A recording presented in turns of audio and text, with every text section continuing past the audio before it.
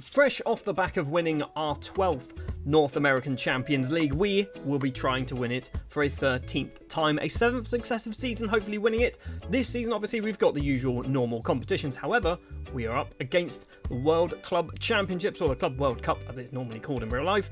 I don't know what to expect. Our group consists of Al Nassr, Barcelona SC, which is the Ecuadorian side, and PSG, which is the French side. I don't know why I felt the need to explain that to you. I think we should easily get out of this group, okay? I think PSG win it, we finish in second. That's not too much of a problem. The chances of us actually doing all right in this competition, I genuinely think we can win it. Maybe not this year, okay? Probably not even, let's say 10 years' time. Not this one, not the next one, but the one after. I think we can win that. Obviously, it is the start of a brand new season, but as of yet, no transfers have taken place because it is only the 1st of June, because the transfer window has not opened yet because of the Club World Cup. And when that transfer window does open, we have a whopping £30 million to spend and £145,000 a week of wage budget, which we are almost certainly not even going to get close to spending. I reckon we might spend maybe £3 million. Speaking of money as well, something that I kind of keep thinking I want to check, and that is our loan situation and our debt. Because we obviously have been taking out loans to improve the stadium and facilities and things like that. So we've got £15 million worth of debt, but we also have £42 million in the bank. So I'm hoping and somewhat expecting them to just use that money to pay it off. Although they could have done it arguably whenever that was, like a season or two ago. So yeah, maybe one day they might pay it off. Anyway, let's jump forward then to the start of the transfer window, probably the other end of the Club World Cup. I think probably the start of the transfer window, let's be honest. It's the 27th of June, and we've already been knocked out of the Club World Cup. We've actually managed to get through the group stages, so if we jump back to all groups, we finished in second place like I expected, winning twice against Al Nassr and Barcelona, scoring 7 goals, conceding 0, but then obviously losing just 1-0 actually against PSG, which actually, that's not terrible at all. We did, however, fall in the next round, in the first round, knockout round that is, a 2-1 defeat up against Liverpool. We did kind of put up a fight, which is quite nice to see. Only conceding twice, scoring a goal as well. It was Kimoni Talbot, the man to score the goal for us. It was, whoever this man is, Aidan Williamson, with both the goals for Liverpool. He's utterly ridiculous, isn't he? But he is not the only utterly ridiculous forward that we're going to take a look at. The transfer window has opened. 2 transfers have taken place so far, both of them joining the club. And yes, one of them is a very, very good striker that arguably we don't need. First of all, for £215,000, we've gone over to Generation Foot in Senegal to sign Omar Mbengue, who is obviously going to be one for the future because he's not Jamaican. I'm going to try and loan him out. If somebody wants to take him for a couple of seasons, that'll be lovely to help his development. I'm not convinced we'll ever see Mbengue actually play for us, purely because I keep buying players who aren't Jamaican, and if they're not Jamaican, they don't get the chance to actually play. Someone who will definitely play is Bogdan Mladenovic, who is a 21-year-old Serbian international striker signed from Kukuriki in his native Serbia for £1.5 million. He is utterly ridiculous. He is absolutely ridiculous. The fact that we were able to buy a player not only of this quality, but for a sensible fee. I'm not paying 5, 10, 15 million pounds for this man. I've paid £1.5 million, and he's still young. This could be a literal world-class footballer. I mean, arguably, he's not too far off being a world-class footballer now. But that is all the transfer business that has taken place so far. Technically, these have happened last season. The window has just opened. Financially, just a very quick look, we got £28 million to spend. We did also pick up a little bit of money as well. £3.2 million has come in from Christy Gioni, the Albanian international centre-back who we sold to Inter Miami with a 50% sell-on, has moved over to Lille for £6.25 million. So we've got half of that money. It's a nice little bit of just cash to just turn up in our bank account, isn't it? Right, time to go forward once again. This time it is going to be the other side of the end of the transfer window, actually, won't it? So yeah, we'll go forward, end of the transfer window, and I think we might be upgrading our facilities as well. It's now the 5th of September, and yep, I was right. The training facilities have now been improved to superb. We've got superb training and youth facilities, exceptional academy coaching, and exceptional youth recruitment as well. A 37,000 capacity stadium, and a 15-year stadium sponsorship deal for £318,000 per season. That's not a lot, is it? That is not a lot at all. It ends in 2056. That's ages. Before we jump into transfers, I just want to mention the fact that we have managed to pick up £9.44 million, a very specific number, from Emmanuel Aziz, who is signed for Al Raid a few seasons ago now, in fact. What's that? 6 seasons ago for £175,000, because we basically bought that 50% clause, or sold that 50% clause, because he's never leaving, okay? He is on £115,000 a week, and at 30 years old, no one's buying him for anything more than about like £10 million. So to get nearly £10 million ourselves for a 50% sell-on, I am very happy with that. Right then, transfers, yeah, nothing.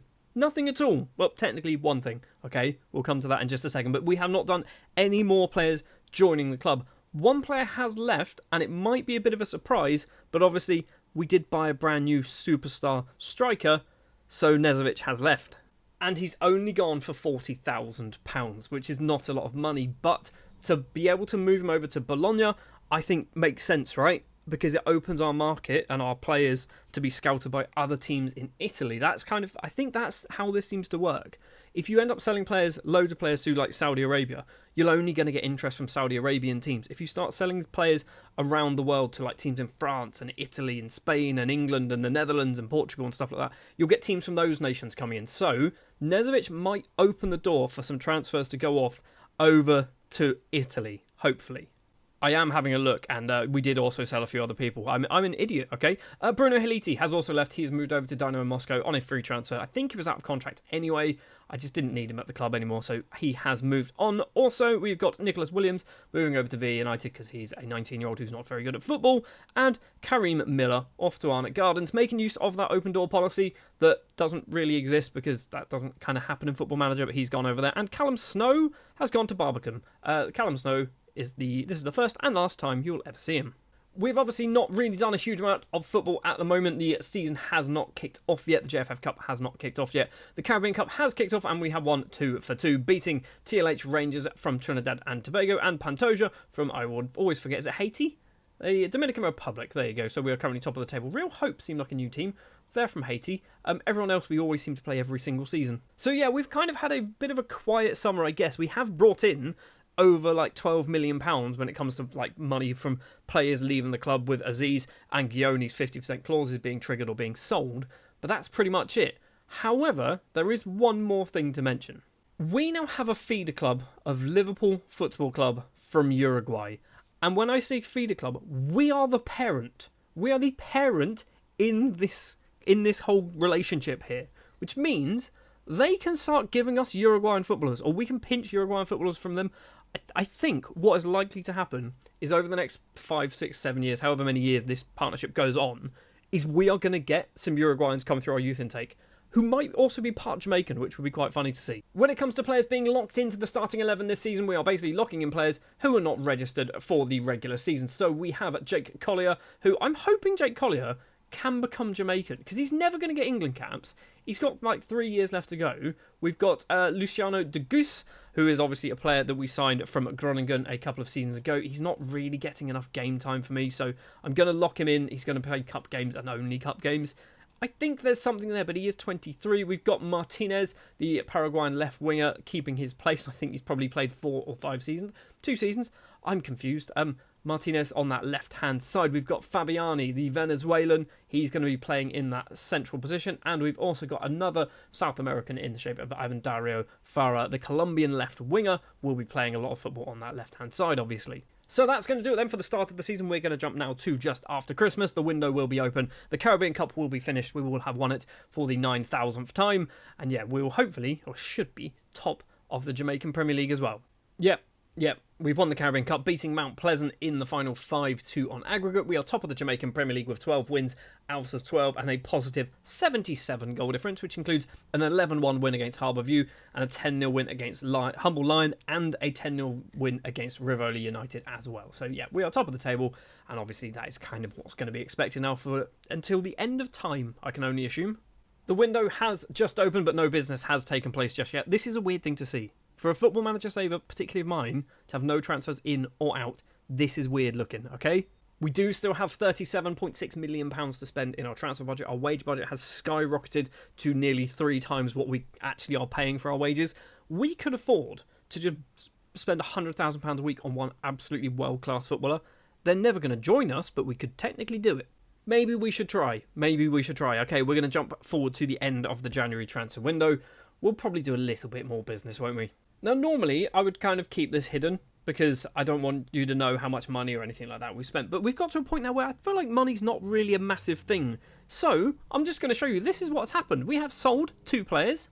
Rafik Mattis is the first one. He's moved over to the MLS signing for Charlotte FC for, I can't remember how much money, £13.5 million, possibly going a little bit higher. There is obviously the 50% sell-on clause in there. I didn't want to do this, but I went, he's never going to get into the starting 11 anytime soon because Mladenovic is in there. It's not Mladenovic. What's his name? It is Mladenovic.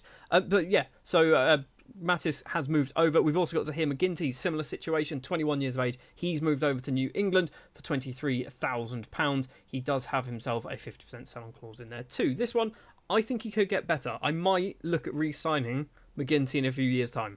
Joining the club then, where should we start? Let's start with Aldo. No, we won't. We'll start with Rodrigo, I think. On the first of the first, we signed 19-year-old Rodrigo from Fluminense on a free transfer. Technically, his contract had expired, but we brought him into the club on a free.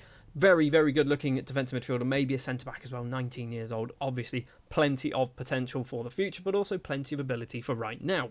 For £500,000, the worst of the three players is Trésor Ketenge, and the most expensive of the three players. A 20-year-old French under-21 international centre-back signed from Monaco. I brought him in because he's got really high potential, or my scouts and coaches think he has really high potential. Doesn't look great at the moment. I might need to force play Ketenge, might need to get him into some mentoring groups, things like that. But I can see something good here, maybe. Go out on loan for a couple of years. And finally, Mexican international Aldo Lara. 19 years old, 8 caps, 2 goals, free transfer signed from Chivas. And he is utterly ridiculous, right? Another defence midfielder. He's a Wonderkid.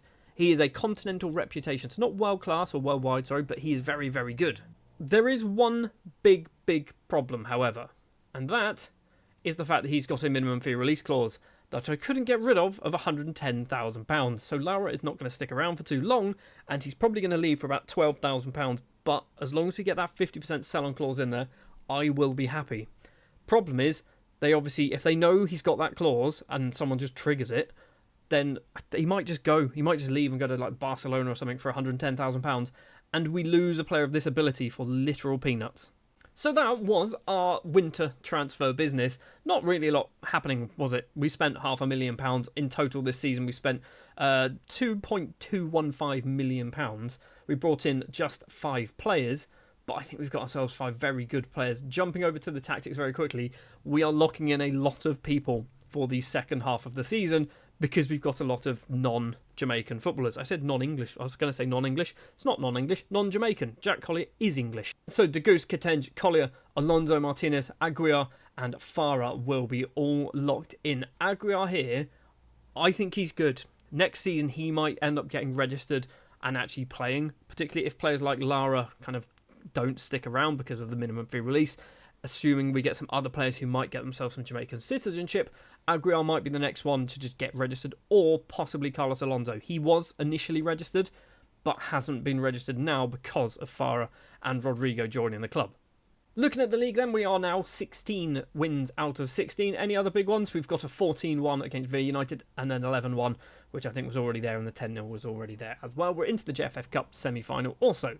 And Mladenovic has got 17 goals in 16 starts. And if we actually take a look, he's got 28 goals in 22 starts in all competitions because he's got 11 goals in the Caribbean Cup. So far, for £1.5 million, he's looking very, very good value for money. Right then, time to jump forward then to the end of the regular season. We'll be part of the way through the North American Champions League as well. We've got Orlando City in the second round. Hopefully, we should be good enough to get past that. Obviously, we have won this competition 6 times in a row, or 7. It is 6 times in a row, 12 times in total, with just literally 1 defeat in the middle of those 12. So yeah, let's jump forward to around, I think it's April, isn't it? We'll probably have a youth intake too. It is an undefeated season in the Jamaican Premier League. 78 points in total. A positive 142 goal difference. Any more massive wins? No, just the 9-0s, which is weird that doesn't consider as a massive win for us. We obviously now go through into the Champions playoff, which we should win. Although a couple of seasons ago, we did actually lose, didn't we, against Mount Pleasant. We've also made it through to the JFF Cup final. It will be Mount Pleasant in that final, the team that were actually defending champions after beating Cavalier last time around. And speaking of Mount Pleasant, we are also playing them in the North American Champions League semi-final. I kind of want to lose this. And get Mount Pleasant in the final, and maybe they can win it. We have a chance of playing a team who aren't American or Mexican. Costa Rican side, Alajuelense, might be their name, are the other team that could get it through. St. Louis City, obviously, as well there. So yeah, we hopefully will be winning this for a 7th time in a row. 13th time altogether. We've also had our youth intake. And I thought it would happen, I just didn't think it would happen immediately. Diego Gonzalez is a 16-year-old Uruguayan striker. He's come through our youth intake because of, I assume, the Liverpool Football Club thing that we have going on. There's nothing else really. We've just got Gonzalez, who we think is going to be really, really good, which I'm happy with. The problem is, Gonzalez, he's not Jamaican. He needs to stay here for 5 whole seasons before he becomes Jamaican. It means he'll be 21, okay? 21, 22 by the time he gets his Jamaican citizenship. So he's still going to be a child. But 5 seasons is a long time. I'm going to have to try and loan Gonzalez out a few times, I think. Well, next thing to do then, jump to the end of the season. We're going to play Mount Pleasant 3 times in a row by the looks of it. We're obviously going to play them again when it comes to the Jamaican Premier League matches too. So yeah, let's jump forward to the end of the season, and can we win everything again? Well, first of all, we have managed to win the Jamaican Premier League, beating Arnett Gardens 3-0 in the final. Mladenovic has 30 goals, Coates has 26, Gomez has 20. Gomez, he's so good. And the fact that we are still keeping hold of Gomez is just amazing to me when you see all of the I was going to say European, they're not European sides, all the Middle Eastern sides coming in for Gomez. I'm just rejecting them, and he seems to be okay with that.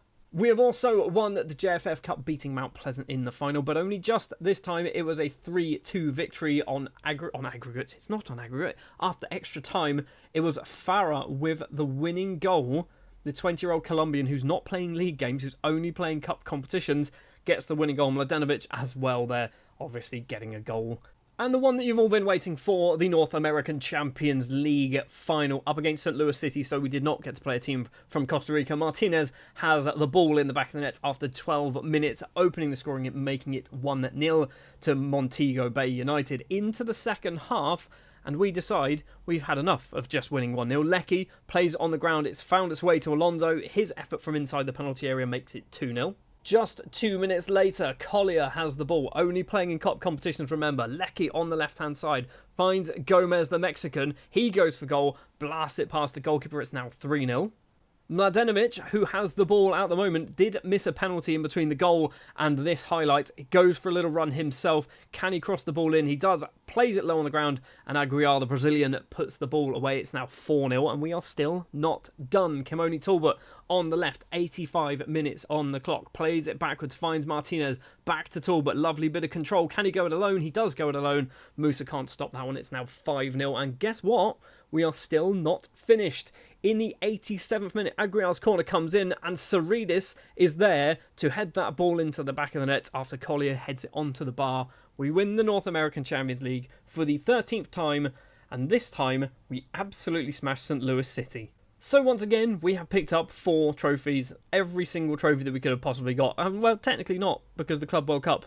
But it's not here anymore, so we've got 4 trophies, all the trophies that we could ever possibly win this season. We have managed to win, and obviously we want to do it again next time around. Let's take a very quick look at the squad. I have sorted this by goals, by the way. So, we have got how many players? Saridis has got 10 from centre-back. He's got 10 goals from centre-back. That is utterly mad. 9 of them coming in the league. We've got Oscar Martinez, who's only playing in cup competitions. He has got quite a few goals as well. We've got... What is that for Martinez? 22 assists and 14 goals in all competitions. He is predominantly playing as a left-back, which I find quite funny. We've got Aguiar, 14 goals, 11 assists, playing in that attacking midfield role. Once again, not really playing league games. Kimoni Talbot on that left or right-hand side, scoring for fun, also getting assists for fun. Eddie Gomez, 22 goals, 9 assists for Eddie Gomez. He's just good at football. I mean, he is and he isn't. I feel like he's not getting worse, but I feel like I'm kind of seeing him through rose-tinted goggles, maybe, when you think of some of the other players that have come in, like Geraldo Laras, who's just a better footballer, isn't he? Niquan Coates, 26 goals, 16 assists. He's good, isn't he? I mean, he starts a lot. I assume he's playing as an attacking midfielder. And then we've got Bogdan Mladenovic, who has got 46 goals and 19 assists as well in all competitions. I don't think he's sticking around for too long.